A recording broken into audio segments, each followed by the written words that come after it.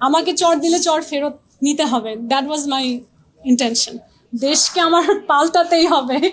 আগে মনে হতো যে হ্যাঁ কিছু একটা করবো দেশের জন্য, এখন আমার কাছে মনে হয় যে আমার সমাজে নৈতিকতা, ল অ্যান্ড অর্ডার, আমার সমাজে নারীর অধিকার, নারী পুরুষ প্রত্যেকটা মানুষের জীবনের যে নিরাপত্তা, এটার অধিকার নিশ্চিত করতেই হবে।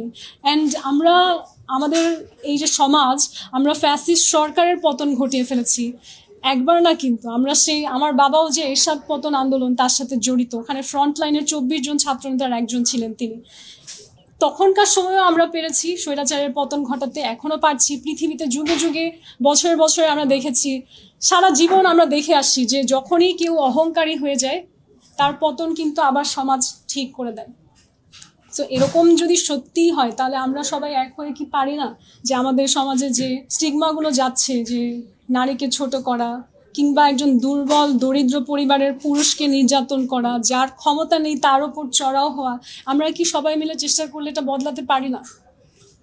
আমার মনে হয় এটা নারী পুরুষের ব্যাপার না, আমার মনে হয় সমাজে যেই দুর্বল, সক্ষমতা নেই লড়াই করার, তার উপর কেউ না কেউ দেখা যায় একটা আক্রমণ করবে। আমার উপর যখন আক্রমণ হয়েছে, আমার প্রথম আইডিয়া ছিল আমি দুর্বল হতে পারবো না।